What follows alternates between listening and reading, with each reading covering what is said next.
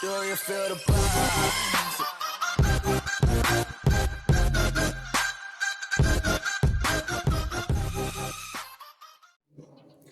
Kumusta mga kabiyahero, isang mapagpalang hapon sa atin lahat. So, sa video na to, review lang tayo dito sa ating vape na nabili, ang Xlim Pro by Oxba. Ayan. So, nabili ko to nung last year ng October, kung natatandaan nyo na nag-unboxing tayo. And then dito, i-review natin kung kumusta naman ang ating Oxba Slim Pro version. Ayan, yung kanyang performance, and then yung mga tawag dito, uh, instructions. Ayan. Sana all. Yun, nabili ko siya ng October last year, and then this year ko lang siya pinalitan ng cartridge. Ayan. So nakita nyo, no, bago na at malinaw na siya. Although yung dati ko namang cartridge, okay pa naman, hindi naman siya lasang sunog. Yun nga lang, makikita mo dito sa bandang baba ng cartridge niya, medyo nag-iiba na yung kulay nung juice. Bakit? Kasi yung ano niya, yung OCC niya or yung bulak niya sa loob is madumi na. So nag-decide na ako na magpalit, although meron naman tayong libre na cartridge. Ayan. So nagpalit na ako at maganda kasi simula nung binili ko, ngayon ko lang pinalitan ng cartridge. Siguro mga 4 days ago nagpalit ako ng cartridge. So ayan, no, bago na yung kanyang cartridge, tapos clear na yung kanyang juice. Kita na natin, no. Yeah, boy. So maganda at advisable. Tapos malakas din naman siya magbigay ng usok, no. And then yung volts niya nag-iiba base doon sa cartridge na ilalagay mo. Merong 0.06 at merong 0.08 na ohms na cartridge, no. So ito ay nasa 0.06, so nasa ano lang siya, 18 watts. Ayan. So itong ating Xlim Pro version na by Oxba. Ayan. Ano ka nasisira, ulo? Ito ay type C, nakita nyo, no. 1,000 watts na tumatagal naman ng ano, ng buong araw, no.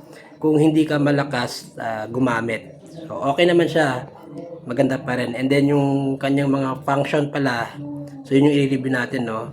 Yung mga function. So pagka press mo siya ng 5 seconds, yun yung kanyang on and off. And then pagka gusto mo naman palitan yung kulay niya, kagaya nito, naka-rain, parang ano siya, rainbow. Ayan. So nag-lock siya. So para ma-unlock yun, press mo lang siya ng 4 times in 2 seconds. So 1, 2, 3, 4. Ayan, unlock na, no. So pag magbe-vape tayo, makita nyo yung kulay niya. Ayan, nagre-rainbow siya, no. So kung halimbawa ayaw mo nung ganung LED lights niya, press mo lang siya ng 2 seconds. 2 times in 2 seconds. So ayan, green na siya, no.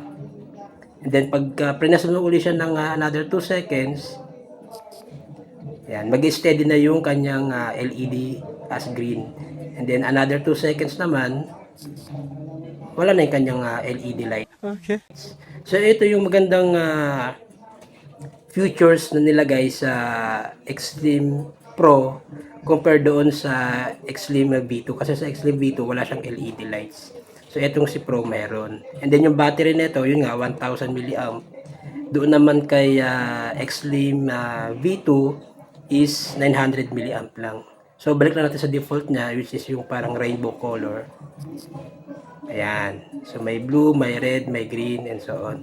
And then pagka gusto mo naman palitan yung kanyang watts, ayan. So press mo lang siya ng 3 times in 2 seconds.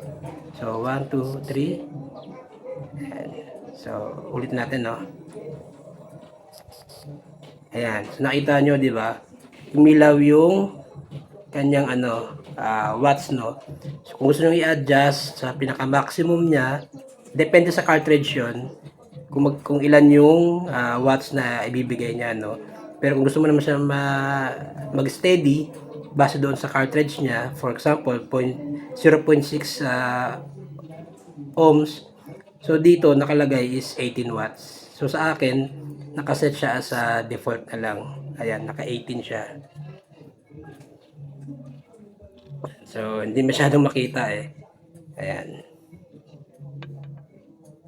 And then, yun nga, pagka gusto nyo i-lock, para hindi na kayo pindot na pindot, no? Ipipress lang natin siya ng 4 times in 2 seconds. So, 1, 2, 3, 4. Ayan, nakalock na siya.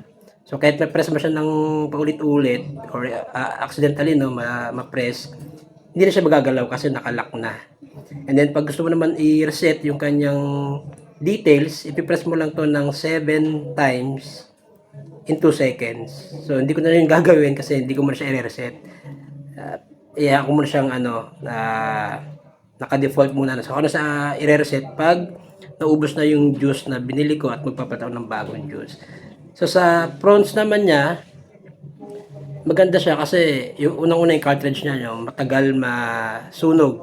Actually na nga, yung unang-unang cartridge na nilagay natin hanggang ngayon, hindi pa naman siya sunog. Yun nga lang, nagpalit lang ako kasi madumi na yung kanyang bulak, no, doon sa OCC niya. Pero yung lasa naman ng juice, doon pa rin. Pwede na! Yun nga lang, nag-decide lang ako magpalit kasi yung maglalagay ako ng, magre-refill ako ng juice, clear siya, parang kagaya nito, clear yung juice natin. Pero maya-maya, mag-aano siya, parang mag-brown na yung kulay. So, yun yung sign na madumi na yung bulak niya doon sa kanyang OCC. Kaya nagpalit na ako.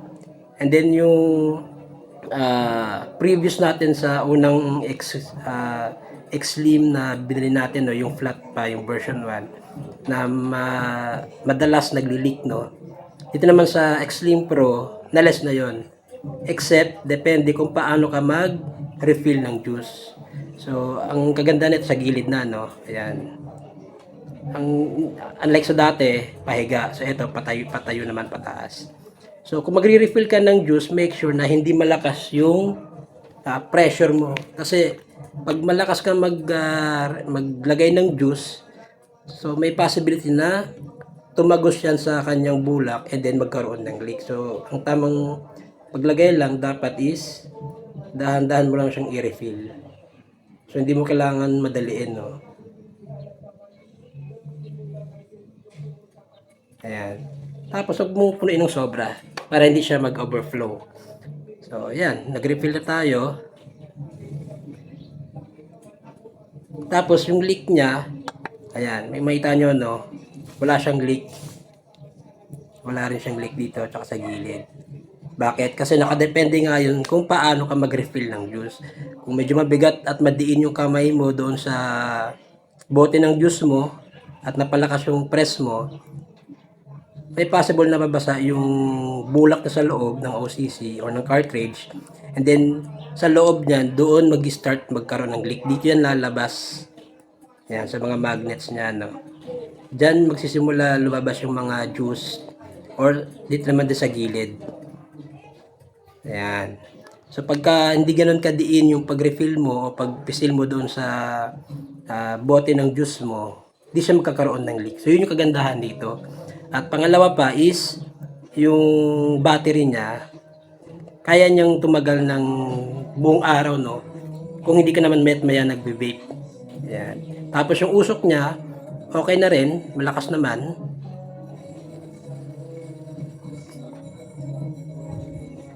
So, yun yung nagustuhan ko dito. Tapos, kung bibili kayo ng juice, no, magandang bilhin nyo pagka freebase ang juice na gusto nyo bilhin, at least mga 8 mg, no, pataas yung bilhin nyo. Kasi ito yung binili ko is nasa 3 mg. So, walang masyadong hagod sa lalamunan. And then sa Saltnik naman, siguro mga 24 mg pataas. Yan. Sa una, medyo uubuhin ka kasi maninibago ka sa sa lakas ng mg niya. Pero later on, ayan, makakasanayan mo rin gumamit ng 24 mg sa Saltnik. And then sa Freebase naman, at least 8 pataas na mg para mas ramdam mo yung hagod niya pagka nag-hits ka.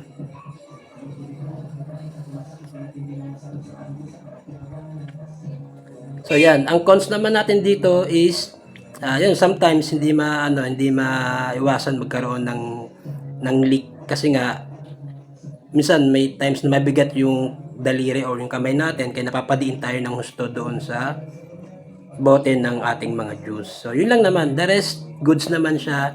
Tapos ito yung rubber ko nga pala ayan. Kasi meron akong ginagawa, nakakabit yung niya lace niya. And then pagka angat ko, sumabit to sa mesa. Kaya naputol yung yung rubber. Ayan. So hindi ko pa siya nadidikit. Yung lace ko tinabi ko na lang muna para in case na gamitin ko uli. Nakatabi lang siya, nakatago lang siya. So ayan.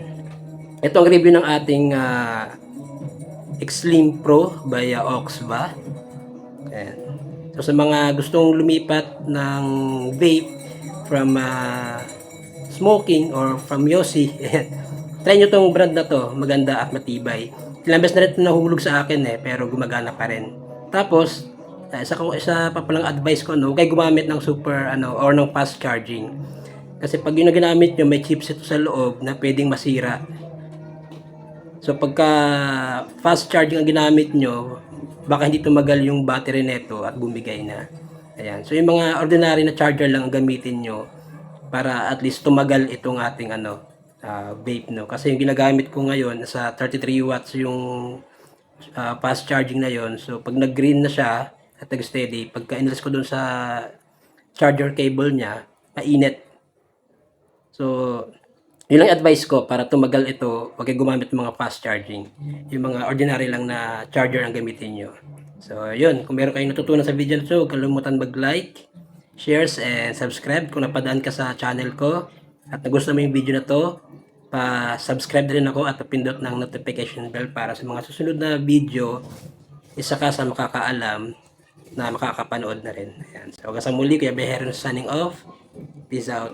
Bye-bye. And also, ayan, shout out na rin sa ating bagong subscriber na si Sir Daniel Gutierrez. Ayan, sir, kung nakakapanood ka naman ngayon sa video natin, ayan, shout out po sa iyo at maraming salamat sa pag-subscribe dito sa ating munting channel.